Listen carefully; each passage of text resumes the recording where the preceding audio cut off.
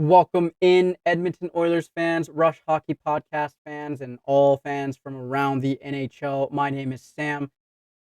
Welcome in. Guys, if you haven't hit that follow or like button, please, by all means, do so. Let me tell you, last night's hockey game was intense. It was everything you expected from a divisional matchup game between the Edmonton Oilers and the Vancouver Canucks.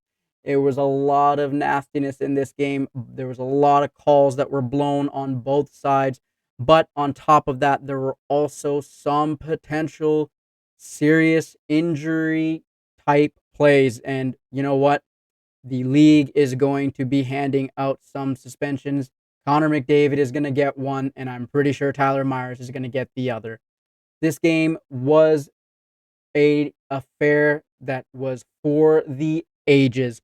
I love watching these hockey games, especially against divisional matchups. It kind of reminds me of the old school Edmonton Oilers, Calgary Flames matchups, the Battle of Alberta, where everybody's hitting everybody and everybody's getting into everybody's faces.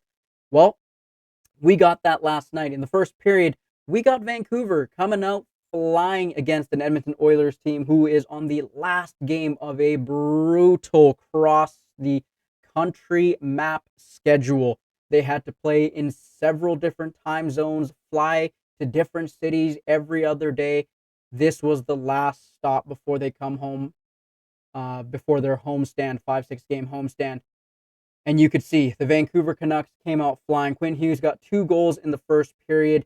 The Canucks led the Oilers in the first period 3-0. So this was much of the same story that we saw in the past couple games with the Edmonton Oilers, giving up those first period goals. But like Oilers' true nation, the second period was dominant. The Oilers came out, they controlled the majority of the play. They were able to net 2 goals behind Leon Draisaitl and his league-leading 33 goals. He got his 32nd and 33 goals. The 33rd goal was on the power play from an absolutely ridiculous angle. Here's the thing. That's where it stopped. The comeback didn't happen all the way because the third period, the Vancouver Canucks were able to control the puck a little bit more. You guys can see from the stats, Vancouver really dominated the Edmonton Oilers in the face-off dot. They had possession of the puck. They were out chancing the Oilers. They were getting in on the forecheck. The Oilers looked tired and they looked slow. Now, I'm not making any excuses for the Oilers because they've had a tough schedule, but they looked tired. They did not look like they were ready to play, and I can't even blame Stuart Skinner maybe on one of those goals, but I can't blame him because the team in front of him just did not look like they had it. They had a great effort though. Strong divisional matchup. What really matters about this game, though, are 2 things. Number 1, the reffing.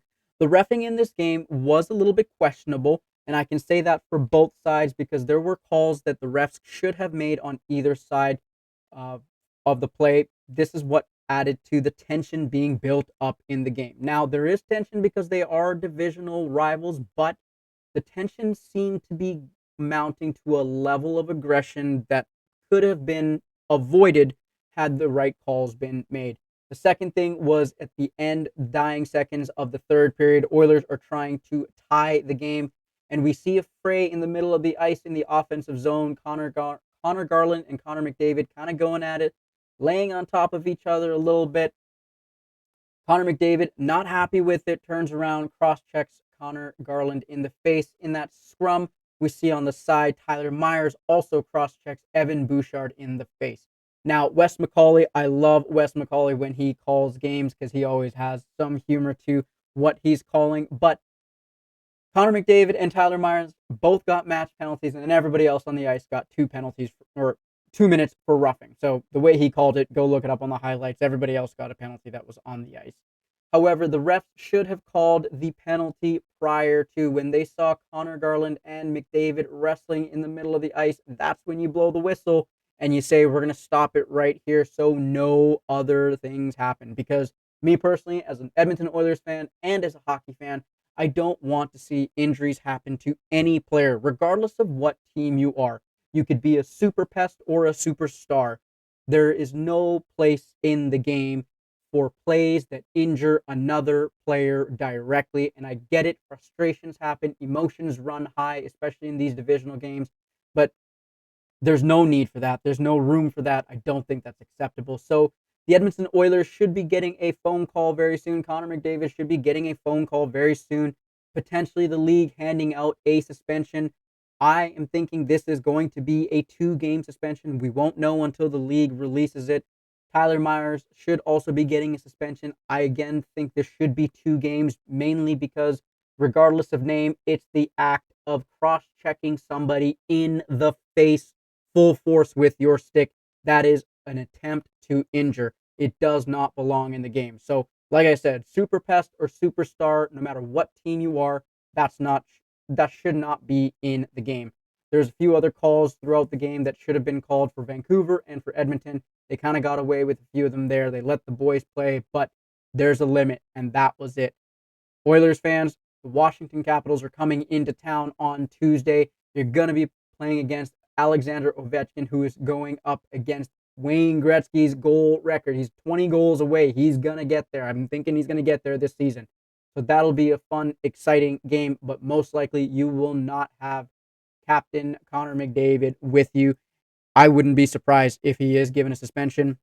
What's interesting to note is on Thursday, when the Oilers match up against the Vancouver Canucks, will McDavid be in the lineup? Will Tyler Myers be in the lineup? We're yet to see what happens. We're going to have to wait for the league to determine what happens. But I wouldn't be surprised if neither of them played in their next games afterwards. Thatcher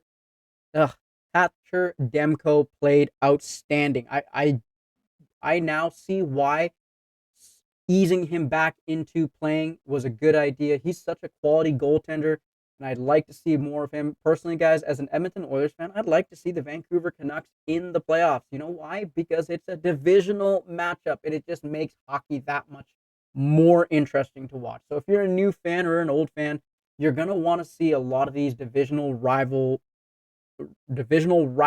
in the game of hockey, okay? But the refs, they need to kind of control what's happening, making sure that nobody's getting injured. I absolutely enjoyed this game. Now, if you guys saw my previous video, you also saw on Twitter that Klingberg has been signed by the Edmonton Oilers. He's yet to suit up. He's going to need a few practices to get in. I'm not sure if he's going to be doing a conditioning stint or just practices to get into form, but we'll see where he slots in. He may not be there on Tuesday against the Capitals. He may. We're going to have to check the Oilers website to get updates on that. And then you also saw the other previous video that I said the Oilers need to target a top 4 defenseman. And there's some names that have been thrown out there. One name I'd like to volunteer out there, and I'm not sure if it's possible. He might not even want it because he's on a modified trade clause or what have you. And he may not even want to come to Edmonton. But I think the Oilers need to get a little bit nastier. They need to get a little bit more aggressive so that their star players are not the ones having to be aggressive. I think the Oilers should go out and get Jacob Trouba to play next to Nurse. Why? Because he's big, he's mean, he's nasty, and he is a pretty good defenseman. This is my opinion, of course, not saying it's happening. I just think it would be a very good, solid addition for the Edmonton Oilers to add. They're going to need to add also a centerman because the Vancouver Canucks absolutely killed the Oilers in the face-off dot last night, and that's what led to a lot of the Vancouver Canucks' puck possession throughout that game, their ability to control. And man, can I just say this?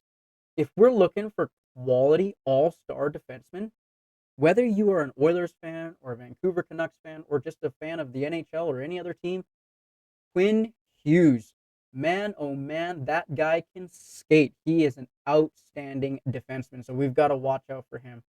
I'm hoping the Oilers go out and find a centerman. They're going to need a centerman to help win faceoffs. They're going to need a defenseman, and they're going to need to get a little bit more aggressive. A little bit more sandpaper and grit to this team would be amazing to have as a deadline acquisition, whether they have term or are rentals. But the Oilers' expectations are still high. Last season, they made it to Game 7 and were within a goal of the Stanley Cup championship. So the expectation is very high to not only get back to the Stanley Cup final, but this time win it. It is going to be a cup year for the Edmonton Oilers, and I personally would love to see the Oilers win a cup in my lifetime. So, guys, thank you so much. Don't forget to hit that follow and like button.